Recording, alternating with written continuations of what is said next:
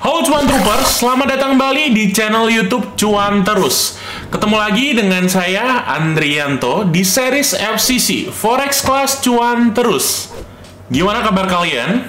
Apakah udah mulai mendapatkan cuan dan mengerti at least basic knowledge tentang forex trading? Apalagi user interface yang udah kita bahas di video sebelumnya.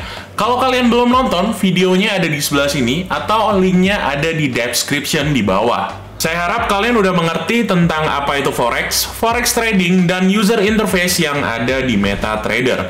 Kalau belum, kalian boleh diskusikan di kolom komentar di bawah, nanti bakalan saya balas satu persatu, insya Allah. So, di video kali ini, kita bakalan belajar tentang money management serta risk management dalam trading forex. Apa itu money management? Simpelnya, money management merupakan sebuah seni dalam mengatur keuangan. Contohnya, kita sebagai retail traders atau manusia yang berpenghasilan, kita harus bisa mengalokasikan duit yang kita dapatkan atau yang kita miliki dalam pos-pos investasi atau kebutuhan pokok tertentu. Nah, setelah kalian udah tahu pengertian dasar tentang money management, kalian harus bisa mengatur uang. Bagaimana cara mengatur keuangannya? Kita bakal ambil contoh dari piramida keuangan. Kalau kalian bisa lihat di sebelah sini ya, mungkin bakal gua tunjukin poster atau gambarnya.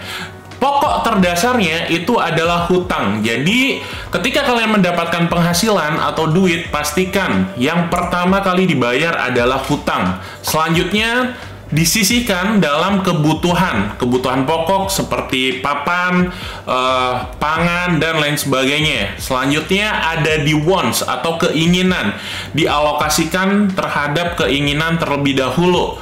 Kemudian selanjutnya ini bisa diproteksi. Proteksi di sini bisa dana darurat, dan selanjutnya asuransi. Asuransi kalau kalian masih pekerja ya BPJS saja udah cukup. Kalau kalian udah berpenghasilan lebih ya boleh asuransi swasta. Nah, selanjutnya adalah pos investasi. Nah, di sini pos investasi tersebut itu idealnya sebetulnya 10 sampai 20%. Cuman kalau kalian baru bisa 10 atau 5% itu boleh kok, nggak masalah dan nggak usah dipaksain. Nah, uang yang ada di pos investasi tersebut yang biasanya disebut dengan uang dingin, di mana uang ini tidak mempengaruhi struktur keuangan kalian secara mendasar atau semuanya. Jadi, ketika ada kesalahan dalam melakukan investasi, itu tidak mempengaruhi kehidupan kamu. Contohnya, besok nggak bisa makan, dan lain sebagainya. Jadi, make sure sebelum kalian investasi harus mengerti piramida keuangan dan udah dialokasikan dalam pos-pos tertentu. So, selanjutnya, ketika kalian udah mengatur money management, keuangan yang udah dialokasikan, itu kita akan berlanjut kepada risk management. Nah, risk management di sini, di forex trading, itu berbeda dengan saham dan cryptocurrency. Dimana, misal, kalau udah 100% di pos investasi, itu kita bisa bagi ke beberapa bagian ya. Contoh, kalau di cryptocurrency, itu dari 100%, 50% bisa kita taruh di spot, 20% bisa kita taruh di futures, 30% bisa di reserve untuk staking atau earning, itu bisa dilakukan. Cuman, kalau di forex trading, itu kan kita nggak bisa bagi-bagi ke hal-hal atau pos-pos tertentu seperti saham ataupun kripto. Yang bisa kita lakukan adalah menjaga leverage, kemudian risk per trade, serta tipe akun yang kita gunakan nantinya. Yang kita bisa jaga as a risk management dalam trading forex adalah leverage yang pertama. Kenapa leverage, Bang? Karena leverage merupakan daya ungkit. Di sini, ketika kita melakukan trading forex, itu kita melalui perantara broker. Nah, broker tersebut sebetulnya meminjamkan uang sesuai dengan leverage yang kita miliki. Idealnya, kita hanya boleh memakai leverage sekecil mungkin. Mungkin 1:20, 1:50, atau 1:100. Itu udah cukup dan jangan lebih. Yang kedua, kita bisa menjaga risk per trade-nya. Nah, resiko per trade di sini idealnya 0,5 atau 1% dari total equity modal.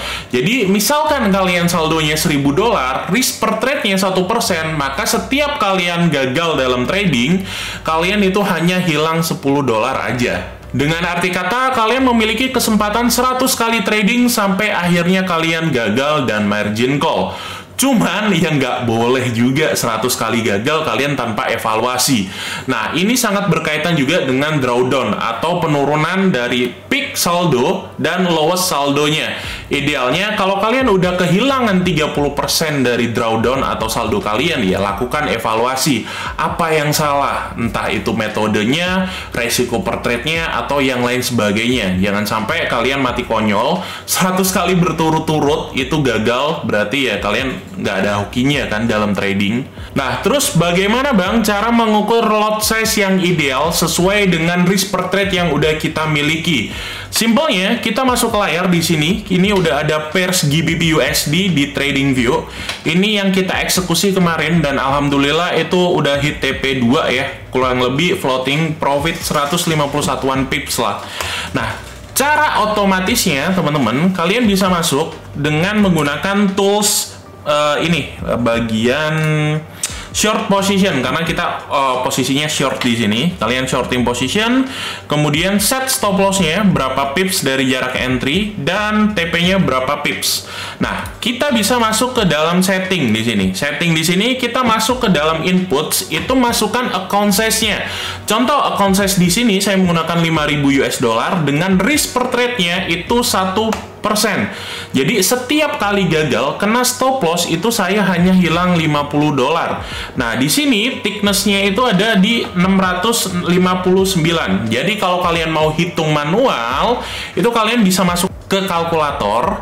50 dolar dibagi 659, nanti kurang lebih bakalan dapat 0,075 slot size yang bisa digunakan. So that's it, basic money management dan risk management, serta bagaimana sih cara mengukur lot size yang sesuai dengan risk management yang udah kita tentukan. Semoga video ini bermanfaat, dan jangan lupa share ke teman tradingmu supaya mereka nggak menggunakan risk yang lebih gede dan margin call terus-terusan. Kita ketemu lagi di video-video selanjutnya. Sampai jumpa.